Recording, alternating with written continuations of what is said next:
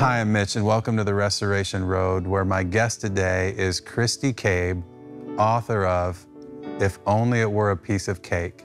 You are going to love her insights and be moved by what God has done in and through her. Christy, thank you so much for being here today. Oh, thank you for having me. I can't tell Craig's title. It's so long. Can you tell me what your husband's title is? Because we've been good friends for a long time, and when he came to Indiana for FCA, I was blessed to be one of the first people to get to know him. Yeah. He is the FCA Vice President for Field Ministry for the Great Lakes region. Of the United States of America and the Western Hemisphere. Right. And he does a fantastic job. He's amazing. But we know why he's amazing. It's because of you. And I'd like you to tell us about your incredible family.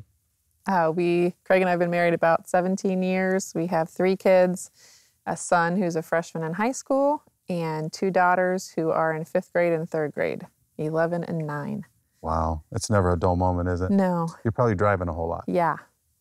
You've written 2 books, Brownie Crumbs and Other Life Morsels, and your newest one, If Only It Were a Piece of Cake. I've read them both. They're phenomenal. My wife has read them both. She has been really moved by them. But I'd like to unpack your life today and how what you've experienced was the inspiration for your writings. Talk about growing up with this famous father. Well, to me, he's not famous.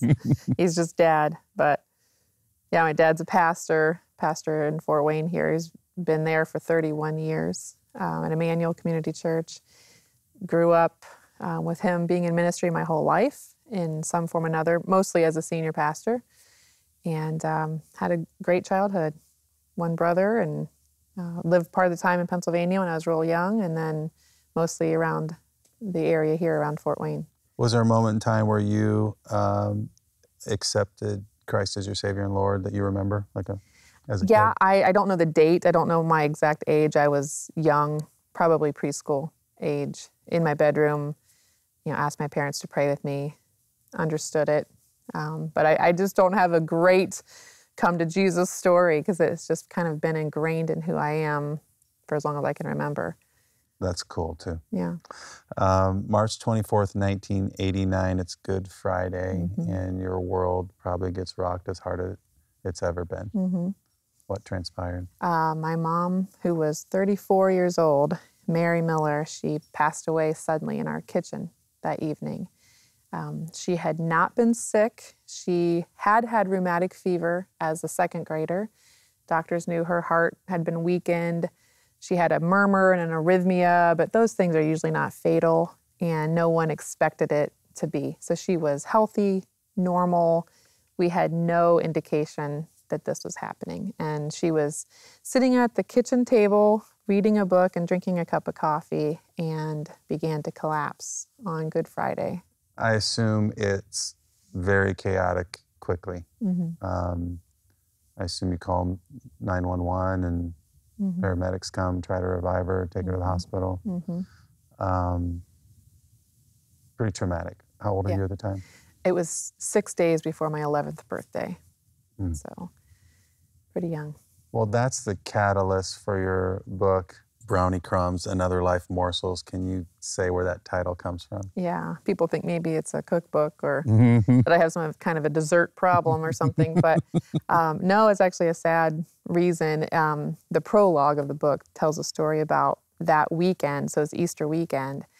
I sat alone, and my mom had baked brownies the week before she died, and there was 1 left in the pan. And you know how people, when there's a tragedy, especially with a young dad and little kids, people swoop in and they all bring casseroles and they all bring gifts. I was getting birthday gifts and Easter gifts and all of these things. And it was wonderful support. But what I wanted that weekend was some time alone, and I wanted to eat that last brownie because I knew it was the last one. And I wanted to savor it. And I sat by myself on the couch with it on a napkin, and I ate it. And if a crumb fell, I found it and ate it. And I just knew I had to savor every bite. And so when I wrote that story down, I thought, that could be the prologue of a book because it kind of sets up savoring life and all the crumbs, whether they're sweet or bitter, whatever they may be. And that's where the Brownie Crumbs and Other Life Morsels title came from. And I share other life morsels as well at the end of each chapter, just little snippets of or principles for the reader. But that's where I got the title. It's an amazing picture. My great-grandmother knew she was going to pass away, and she baked her famous sugar cookies, which were really soft and almost had it's a vanilla flavor, but it was almost like a little bit of a banana flavor to it. And she baked those, and I think molasses cookies and some other things, and froze them for her husband, my great-grandfather, Oh, wow. so he could enjoy those over a period of time after she Yeah. passed away. 1989 becomes a big year change for you. Yeah. Can you tell us how all of that came about? That year was a doozy. So in January of 89 is when my father took the pastorate at Emmanuel, where he is now. So I was in 5th grade. I had been attending school in Huntington, but he takes this church in Fort Wayne. And so we were building a house. We were in the process of building a house in Roanoke so that I could stay in Huntington County schools, eventually still go to the same high school. I did have to change elementary schools, but they thought, okay, we'll keep them in the same district. So he had taken a new position. I was going to a new church. 6 weeks after that, my mom passes away. We're in the process of building this home. So then just month later, we sell our home in Huntington. We move. So I'm in a new town, in a new house, attending a new church, and then a new school. My mom has passed away, all within the matter of just a few months.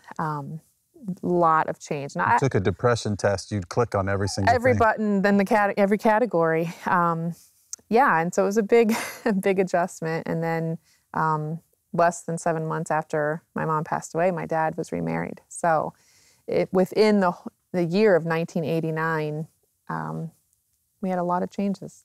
Did you go to, I think your dad told me you went back to Pennsylvania for a little bit in that time period too? Yes, and that's how he met my mom now. Really? Yes. Oh, okay. It was a wedding of friends of ours who he knew in Pennsylvania. And the groom's aunt was Karen Newman, who he married. And you didn't realize at the time that seemed kind of fast. At the time, it seemed normal. He even got your blessing, right? Yeah, and I was actually the one who encouraged him. I loved having a mom, and when my mom died, it just obviously it was awful. And when kids at school would talk about going to the grocery store with their mom or something about their mom, I would almost have a physical ache, and I wanted a mom. And never for a moment did I think that anyone could replace my mom. But I knew I had enough love in my heart to love another mom. And so I saw it as, hey, I want another mom. And kind of said to my dad, hey, we've been eating cereal for supper every night. We need some help. I'm open to this, and have you thought about dating? And originally you said he this said to your no. dad then as a little girl? Yes, and he says to me, kind of in an effort to get out of this, he says, well, why don't you think about and pray about the kind of woman you would want? And I said, great, and I reached over and pulled a paper out of my Bible, and I'd already written it down. Oh, my goodness. Had the list. What do you do? Do you just kind of look at it? I thought, oh, great. But we did pray about it, and he met her quick. And like you said, I didn't know as a 5th grader that was quick. I didn't really know about social expectations. I was ready to love someone else. I loved Karen. Didn't realize it was fast. Then when I was about a sophomore in college, I think I re-grieved my mom's death as an adult. I had grieved it as a child, and I think I re-grieved it. And I remember sitting in my dorm room and counting on my fingers the months between when my mom died and when my dad got remarried, and I had fingers left over. And I thought, what was he doing? How could he have done? And I realized then that was fast. I thought one of the coolest things that he shared is that your grandfather, your mom's dad, contacted your dad and gave him permission. Yeah. It's powerful stuff. You must be a list maker. Yeah. Because as a teenager, you made a list about a future husband. Talk about what prompted that and what your list had on it. Well, I mean, it worked for a mom. So Mhm. I'm like, I'm going to do this again. And yeah, I'm definitely a list maker. So I wanted to pray specifically about a future husband. So I made a list, and I literally had a negotiable and a non-negotiable column. So I gave God room to work in an entire column. So, Do you um, remember some of the characteristics, either side of that? oh yeah, definitely. Non-negotiable, had to be a solid believer in Christ. I wanted him to lead our home. I wanted him to be in ministry. I don't remember if that was on the negotiable or not, but I really desired to serve in ministry with my husband. That's and family. amazing that a Mhm. pastor's daughter would want that, because it seems like so many kids of pastors I know, they have no intention of being in ministry Yeah. because they see the stresses that come with it.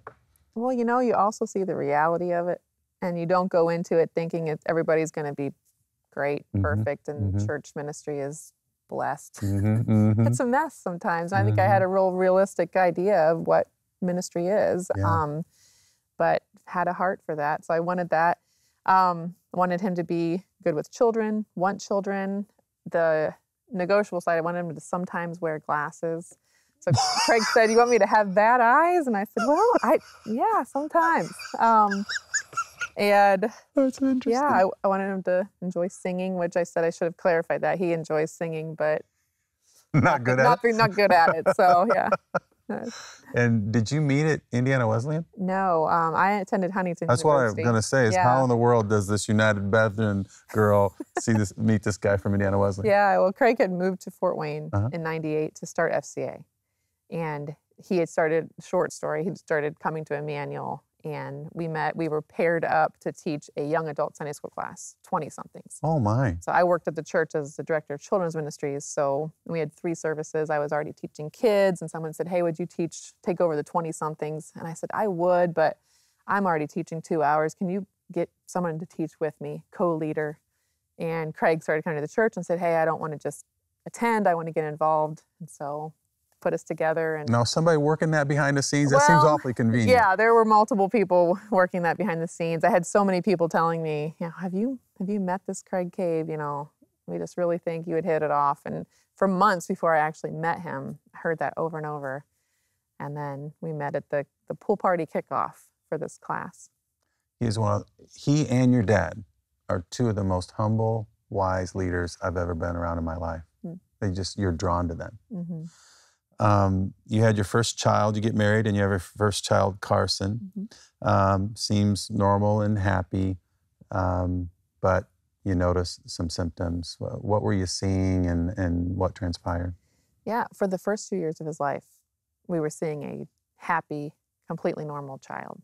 Just wonderful 2 years. Everything was just, that storybook life. Mm-hmm. And then when he was 2 and 4 months, it was the weekend that the Colts won the Super Bowl, Okay. if you can put that into perspective. Got it. And even, that Saturday right before the Super Bowl, he started to limp, walk through our kitchen with a limp. And he's 2, and so he was kind of limping on one leg and then the other, and we would say, "What hurts?" And he'd just give us a general answer, but it was hard to understand what was going on. We didn't remember an injury. And at church the next day he didn't want to walk to Sunday school. He wanted me to carry him, and he was a big kid, from day one, and something wasn't right. So I mentioned to a friend in Sunday school, he's limping, but we don't know of an injury. And she said, "Our policy with that is just to have it checked if there's no known injury." Mm-hmm. And she sent me to an orthopedic doctor the next day. He thought it was a hairline fracture and said, toddlers, the boys do this. They jump off the couch. They have a hairline fracture. We don't need to find it. We don't need to treat it unless he gets a fever. It could be the sign of an infection or something. Call us if he gets a fever. He got a fever Thursday, so limping Saturday, fever Thursday. He had a little bit of a runny nose. I thought, this kid has a hurt leg and a cold. Yep. And I didn't call for a few hours. Finally, he went down for a nap, and he still had just a low-grade fever. Called the doctor. He said, "Why don't you just take him to the local hospital. We'll have a bone scan done. We'll find this fracture. We'll make sure nothing else is going on." And gave him some Tylenol, perked him up. we get to the hospital. I call back again, said, he's fine. Yeah. And they said, you're there. Let's just do this. They did the scan. They had to tape him to the table for a 45-minute bone scan. That was the first of many things that we had to watch him go through. But before they did that, they drew a vial of blood. And that ended up being what told us the next day. We go back to read the scan. Craig went to work. We didn't think this was a big thing. He usually would come to the appointments that we thought were big and didn't think this was. And he went to work, and I went back and he put the scan up on the light box and said, I see no fractures. Then he looked at the blood work reading, and there were some things that were flagged. He was an orthopedic doctor, so reading blood work was not his area. He said he was going to step out and talk to a colleague. And I thought, it's interesting, but I really did not expect it to be life-changing when he returned. And I was sitting there drawing, Thomas the tank engine and Bob the tomato on a piece of paper for Carson. And the doctor comes back in, he pulls up a stool, and he sat across from me. And he said, "Christy, we think Carson has leukemia." And I was completely shocked. Oh, yeah. And in my mind, I'm thinking, leukemia, I've heard of this. I think it's cancer. I didn't even know, exactly what it was. And told us to be at Riley Hospital in Indianapolis that day. They'd already called and set up an appointment, and had to meet Craig at home, and we just wept and knelt at the couch and prayed. And they told us to pack for a week or more, and we did, and drove down there to Indy and began a 3.5-year journey of chemotherapy and treatment and all sorts of things. And the treatments were uncomfortable, and the post-treatments were very uncomfortable, and he suffered greatly. Yeah. But what happens 3.5 years in? Well, 3.5 years with leukemia, technically, on the 29th day, they want to see that you're in remission. It's a cancer of the blood. And he was what they called an early responder and was responding to the chemo after that 29th day. And then for these last 3 more years, they continue to hit it hard. But he responded well and is cancer-free and remains that way. And how tall is he today? He is 6'3". They told us that the chemo would stunt his growth. And so we said, well, how tall is he supposed to be? So, he's 6'3", wears a men's 13 shoe. And quite the athlete. Quite the athlete. And that is so cool. Yeah. During his treatment, you have 2 more children, right? Yeah. Talk about them. Well, that was a blur. Before Carson was diagnosed, before he turned 2, we had actually had 2 miscarriages, and we wanted more kids. Had these 2 miscarriages. I'm told that we may not have more children. Be thankful you have a small family kind of thing. And so after he's diagnosed, then I actually had to have a surgery when he got to the maintenance part of his chemo, where it was a little bit more controllable. And we weren't sure if it would help, but I got pregnant and had a 1.5 years into his treatment, had our first daughter. And then again, we were told, wow, be thankful that you have 2 kids. And then lo and behold, found out I was expecting again. And so 7 days after Carson took his last chemo dose, our 3rd child was born. Wow. So yeah, it was a lot, but I wouldn't have written my story that way, the timing, but I wouldn't change it at all. You say, and if only it were a piece of cake, you talk transparently about wanting another child and seeking out to God and crying out to Him and talking with Craig about it. Can you share some of that? Yeah. I think it's really transparent. Yeah.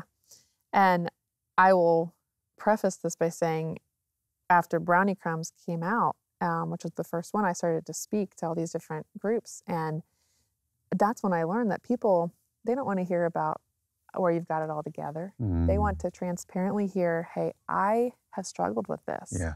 And this is really difficult. And I understand. And here's some things I've learned to help. Here's some scripture that I've learned. And so that's why I decided to write the other book and just to transparently share, which is a little scary to put yourself out there and not just your story.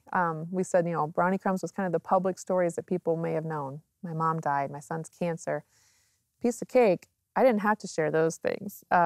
People probably didn't know I struggled with worry and anxiety and fear and all these things, but I chose to share them with Craig's permission, and I always ask his permission. But one of the very vulnerable parts of that book is talking about us not being on the same page about a fourth child. And we actually got pregnant again, after our youngest was, several years old, and we were going to have this fourth child, and miscarried again. And that miscarriage was just horrible for many reasons. And I had handled that pregnancy well to that point. I am a worrier, and I had given that one over to the Lord, and I had not worried, and I had handled it right. And one of the things I had never experienced with Carson's diagnosis and with my mom's death was anger toward God. For whatever reason, I didn't have a lot of anger toward God in those losses. But in that loss of that third miscarriage, I was smoldering mad, and mad at God. Didn't understand why. I've been through enough. I wanted this fourth child. Why did you let this happen? And one day expressed that frustration to Craig as he's out cleaning our garage, I think trying to get away from me, out in the garage cleaning, and I'm expressing that to him, and he leaned on the broom, I'll never forget it, and said, I think I'm hearing you say that you think you deserved this. And, Christy, we can never deserve things from God. Everything we have is a gift, and we need to be thankful. And, that's hard to hear, and who it's hardest to hear from is your husband. Didn't take it immediately well, and got more angry. But over time and through some other people speaking into my life and other things, realized that he's right. And, everything we have is a gift. We cannot earn his blessing. We can't earn things. We can't earn anything that he just gives us with his grace, all that we have. And so didn't want to learn that lesson. But I'm thankful for it now. And it probably recalibrates your focus on God in a healthy way and on your children in a healthy way, you think? Yeah. Can I ask you about some of the other topics in your book? Sure. Guilt and regret. Where do you have that? Well, mom guilt. I say it's an arch nemesis of mine. I don't like it. I just hate mom guilt. And I think so many women struggle with it. Like I'm not a good enough mom? Yeah. I failed today. I should have done such and such. I should have spent more time with them. I should have, whatever it may be. It is something that I was not prepared to deal with going into motherhood. You read all these books about everything, but no one really told me about how often I'd feel guilty for seemingly getting it wrong. And I've never done anything horrible to my children, but I still feel sometimes like I'm not enough, like I'm failing them. I could have been more. And just admitting that, learning that I am not alone in that. As I speak to moms groups and MOPS groups, one moms group I spoke at, they played mom guilt bingo. It was awesome. They had the bingo card. If you experienced this? If you had an epidural, if you let your kids watch too much TV today, if you have non-organic food in your home, all these things. And they were going around signing each other's squares. And I thought, yes, we need to take away the dignity of mom guilt and strip it down and say, girl, this is ridiculous. This is not what should be holding us captive. And sure, we're going to fail. We're going to mess up. But we need to let grace rule here, not guilt. And so it's been something I've really been working toward. Before you leave, can you just address letting go and moving forward, what you're communicating there? Well, that's something that's a work in progress. If we go back to the prologue of Brownie Crumbs and savoring every crumb, I am a savorer of life, naturally. And Craig will say to me, Christy, every moment doesn't have to be a moment. We don't have to savor everything. We don't have to, and that's just my nature. And So for me, just each stage with my kids, I loved having babies, the baby stage. I love the preschool stage. And letting go to when all my kids were in school. And I had the empty nest during the day. That was a big transition for me. And I thought, well, I'm not called to homeschool. I'd like to keep them home with me, but not because I want to teach them. So I don't think I should homeschool. I need to let them go. And so letting them go and grow up, and each stage, and see, my kids are still at home. So I know people might think, man, she has no clue. She sent them for kindergarten. I remember Craig saying when Carson went to kindergarten, he's going to be home for lunch. We can let him go. I struggle with it big time. Yeah. So yeah, it has been something of learning how God created things. And one thing as I was studying through this, I was reminded that even before the fall of man, God created the sun and the moon and the stars to mark the seasons and the times. And there was a framework of seasons and of change even before the fall. And that's how he sets us up now to live. And we have days, and we have, all these time periods and things where things change, where the leaves fall off the trees, and there's death, and then there's the winter, and then there's the new season of the new flowers blooming. And that's kind of his way, his creation. And so I need to not fight it as much. I need to appreciate each season, see it and love it, and then move forward to the next season. Not forget the last one, but not stay in it. And I talk about how moving on and moving forward is different. I can't just move on and be done, but I can move forward with the old season and bring it with me and embrace the new part. So beautiful. Christy, thank you so much for being here today. Thank you for your authenticity, your transparency. It's just going to benefit so many people, as you know, when you speak. It's just incredible. Oh, thank you. Our prayer for you is that you wouldn't hold on to guilt, but you would move on to experience the grace that God has for you. Guilt says I did wrong, but shame says I am wrong. God is not a God of shame. He will meet you wherever you are, and he will give you new life. Get both of Christy's books, read them, reach out to her. She would love to hear from you about your journey and experience what God has in store for you as you live out the design of the designer. Hi, my name is Kelsey Herbert. Join my dad and me on the Restoration Road next week as we're going to be talking about shame.